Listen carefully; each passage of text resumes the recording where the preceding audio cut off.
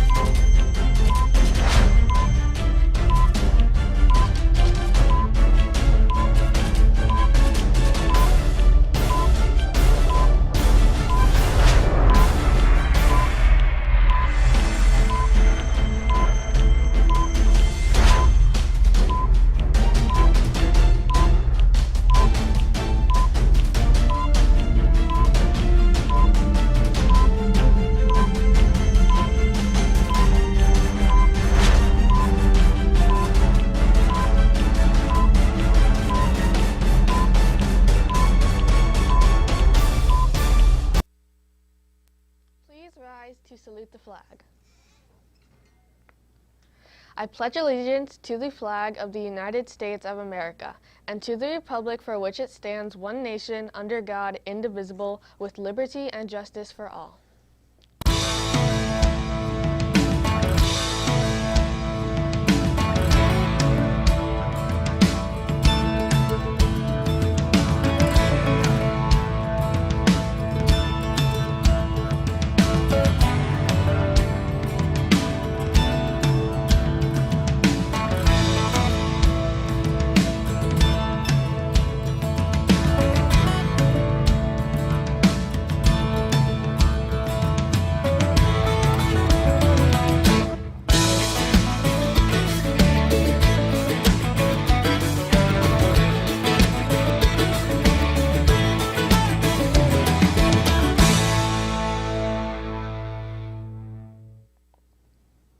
Good morning and welcome to RPtv. Today is Tuesday, October 19th, 2021.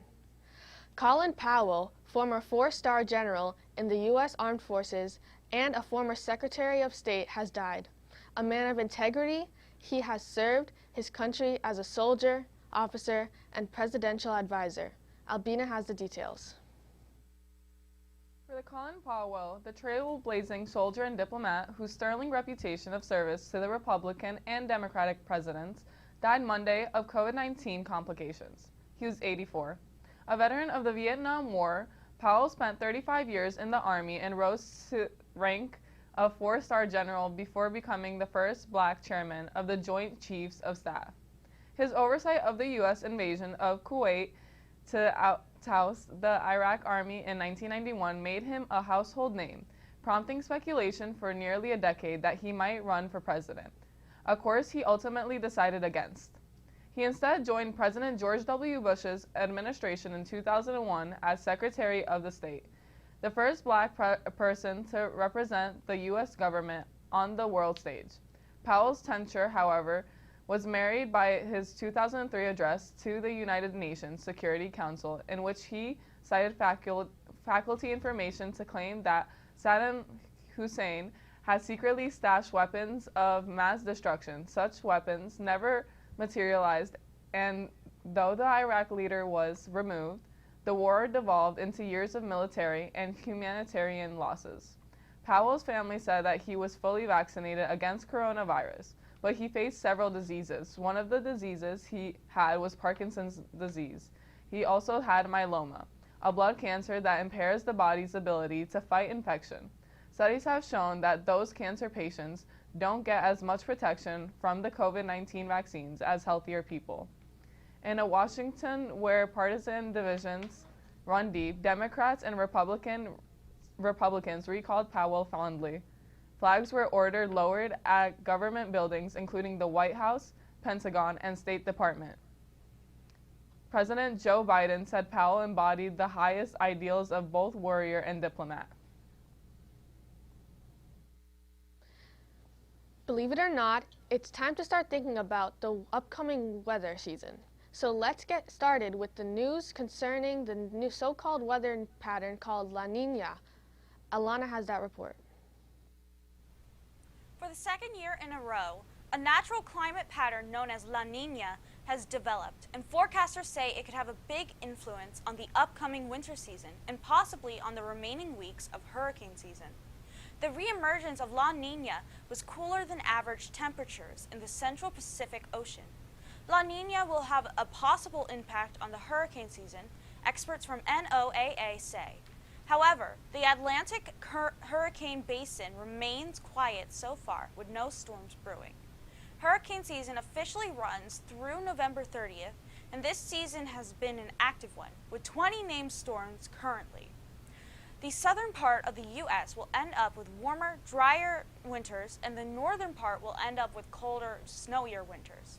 Luckily, the impact for the northeastern and mid-Atlantic, including New Jersey, won't be as affected by La Niña as the other areas. See, we are wedged in the middle of the two areas, leaving us with inconsistent weather throughout the winter. Since this winter will be colder, be sure to bundle up and stay safe. Now it's time for announcements. The Garden Club is hosting their annual pumpkin decorating contest. It is $10 to enter, and a pumpkin is provided. All clubs, staff, homerooms, and families are encouraged to join. Voting forms can be picked up in the main office. For anyone that is interested in trying out for the co-ed bowling team, there will be an interest meeting today after school in the front. Contact Mr. Fucci if you have any questions or cannot make the meeting. We hope to see you there. Dance Club will have our meeting on Wednesday, October 20th on Zoom at 3:15 p.m. Please find Mrs. Dombrowski's Zoom link in the Dance Club Google Classroom or email her for the link. School picture retakes will take place on Friday, October 29th. If you are interested in joining the wrestling team, a general interest meeting is scheduled for today, Tuesday, October 19th at 2:50 outside the cafeteria. Due to the weather condition last Saturday, a major concert event in Union County was postponed. Let's go back to Albina for the latest updates. The concert in the park, originally scheduled for October 16, has been rescheduled due to the weather. The new date for the concert in the park is Saturday, October 23rd from 3 p.m. to 5:30 p.m. outdoors at Union County's Warrenenko Sports Center, located at 1 Park Drive in Warrenenko Park. This free musical celebration of Hispanic Heritage Month will feature Hector Morales' Salsa Band. The first 150 participants will receive a free food voucher for the use at the concert. The free concert caps a month of Hispanic Heritage Month activities sponsored by the Commissioner Board, including the raising of the county's first ever Hispanic Heritage flag at the county courthouse in Elizabeth, a family movie night double feature at Plainfield High School in Plainfield, a family fun day at Rahway River Park in Rahway, and a county-wide virtual art exhibit. Stay tuned. We will be right back.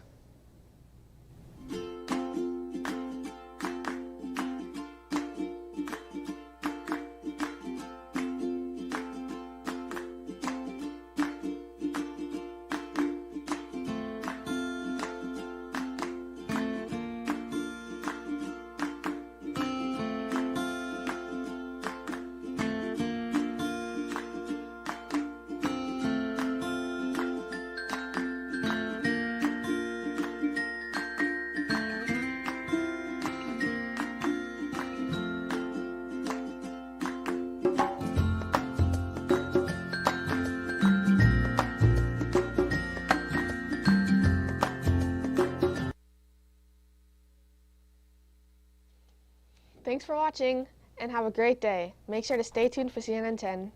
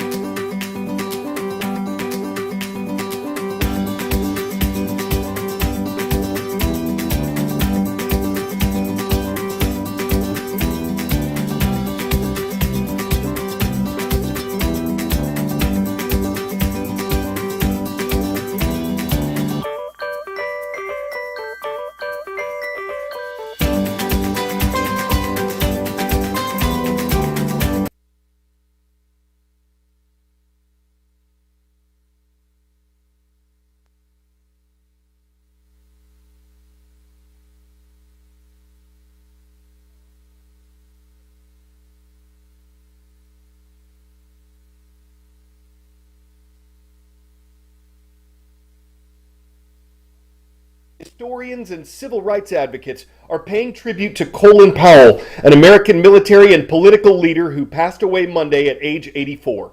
Powell had an extraordinary resume dating all the way back to his work in the Reserve Officers Training Corps while he was in college. At that time, Powell attained the ROTC's highest rank, and he continued to advance his military career from there. Powell served in combat during the Vietnam War and became a 4-star general in the U.S. Army. During the presidency of Ronald Reagan, Powell became America's first black national security advisor. Under President George H.W. Bush, Powell became the first African-American chairman of the U.S. Joint Chiefs of Staff, the country's highest-ranking military officer. And in the administration of President George W. Bush, Powell became America's first black Secretary of State. In a statement on Monday, former President Bush called Powell a great public servant, saying he was such a favorite of U.S. leaders that he was awarded the Presidential Medal of Freedom twice. One regret Powell said he had came after a speech he gave at the United Nations in 2003. In his address, Secretary Powell warned that the nation of Iraq was hiding biological weapons, something inspectors never found afterward during the U.S.-led war with the Middle Eastern country. Powell called the speech a blot on his record. He worked as a speaker, an author, and an advisor at a venture capital firm after serving in the federal government. Powell's family says he died from complications from COVID-19, though he had been fully vaccinated against the disease. Up next, 183 days in space. That's how long 3 crew members from China will be in orbit working on their country's new space station. Taking spacewalks, testing out the facility's technology, that's part of their mission. It's the second time a crew has been sent up here to work on the orbiting lab. China hopes to have it fully built and operating by next December. The country has scheduled 6 missions after this one to help make that happen. China's space program is overseen by the nation's military, according to a U.S. national security researcher. That's one reason why the U.S. Congress has prevented NASA from cooperating with China in space. But the communist country's program is advancing rapidly, contributing to what some call a new space race in the 21st century. 90-year-old Star Trek actor William Shatner blasted into space, becoming the oldest man to reach such heights amid great fanfare in the U.S. Oh, wow. Thousands of miles away here in the Gobi Desert, China's latest space mission won't set any records, but it is a major step forward in this country's fast-growing and increasingly ambitious space program. CNN gaining rare access to the Jiuquan Satellite Launch Center in northwestern China. Shenzhou 13 carrying 3 Chinese astronauts to the country's soon-to-be-completed space station, called Tiangong, or Heavenly Palace. China has touted their space station as next generation, an alternative to the International Space Station. But the 15-country ISS has already been occupied for more than 20 years. The U.S. passed a law barring China from participating, leading some experts to question, if we had brought China in to work with us on ISS, would China have felt as compelled to develop their own fully independent program as rapidly as they have? It's Hollywood's portrayal coming to reality. Sandra Bullock's character in Gravity saved by a Chinese space station on her way back to Earth. Wang Yaping told us in 2015 it is her favorite film. She is one of 3 Chinese astronauts on this mission. The crew also includes a newcomer to space travel, 41-year-old Ya Guangfu, who took part in cave training with astronauts from 5 countries in 2016. I hope one day I can fly with other international astronauts in space and welcome them to visit China's space station. But Western astronauts will need to study up first. These operation interfaces are in Chinese, and China's state media reports that European astronauts are already taking language courses so they can visit the Chinese space station. Despite a late start in the space race, China is rapidly catching up. It has returned samples from the moon and, like the U.S., put a rover on Mars, all within the last year. It's also got big plans for commercial ventures and for deep space exploration, including to build a base on the moon with Russia and send humans to Mars in the 2030s. From launching billionaires to cosmic explorations, the U.S. is still leading, with plenty of headline-grabbing launches and a long history of success, putting 12 men on the moon. But the more pressing challenge? prioritizing the multi-billions in funding needed for the U.S. to hold on to that lead. Some experts believe the added competition from China might fuel more innovation. If you're somebody who wants to see humans land on Mars and more scientific probes throughout the solar system, geopolitical competition is probably not the worst thing in the world. While Captain Kirk is helping capture U.S. imaginations to propel the U.S. forward in this tightening space race, China's 3 astronauts now embarking on a 6-month mission, the country's longest yet, to secure their footing out of this world. David Culver, CNN, Jiuquan Satellite Launch Center, China. 10-second trivia. Which of these inventions came first? Electric vacuum cleaner, electronic calculator, enclosed shopping mall, or electric car? Believe it or not, the electric car was the first of these inventions and hit the road in the 1890s. Up next, a new example of what could become an air taxi of the future. It's not a helicopter, it's not a plane, and it's also not a drone. This would have a pilot. But it is another entry into the increasingly crowded field of potential air taxis. Joby Aviation's eVTOL has a range of up to 150 miles on a single battery charge. That's about half the distance of many gas-powered helicopters. It has a lot of competition from other electric aerial vehicle startups, and none of them have approval from the U.S. government to fly commercial passengers yet. But the eVTOL has some pretty unique features. So I think what travel is going to look like in the future is one that's increasingly multimodal. It's really about putting people in the right vehicle for the trip that they want to take. It may not look like your typical helicopter or plane, but out here in the middle of the desert, Joby Aviation, a California-based eVTOL company, says it's on the brink of making electric aircraft for commercial passengers a reality. eVTOL stands for Electric Vertical Takeoff and Landing, meaning the aircraft can take off and land like a helicopter, but also fly like a plane. So the Joby aircraft does everything that a helicopter does with none of the downsides. So it's significantly safer, significantly faster, and significantly quieter than the helicopters that are out there today. Something that can be a brand new mode of transportation that's usable by folks every day. Joby says its aircraft can travel up to 150 miles on a single charge, at a max speed of 200 miles per hour. While other electric vehicles today aim to be autonomous, Joby's aircraft will allow space for 4 passengers and 1 pilot. New York's famous skyline unrolls beneath its rotors, after which it circles... Flying to get places faster and skip the traffic isn't a new concept, but Joby thinks its vehicles will improve upon traditional helicopters. The company says a streamlined design means there's less maintenance, and electric batteries not only lower carbon emissions, they reduce energy costs and noise pollution. I think this service really allows people to rethink the way that we've thought about transportation, which has generally been thought about 2 dimensions, and really bring that to 3 dimensions. In 2020, Joby received the first ever airworthiness certification for an eVTOL aircraft from the U.S. Air Force, and says it plans to offer commercial flights in 2024.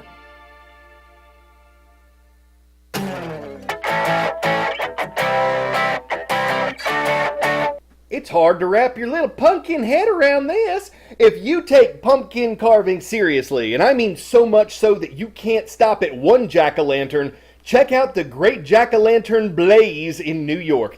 It features 7,000 illuminated gourds to depict everything from this to this and this. A team of professional artists and more than 1,000 volunteers work together to create the spectacle. Takes about an hour to see it all. Oh my goodness, what a fine way to carve a tourist attraction out of fruit.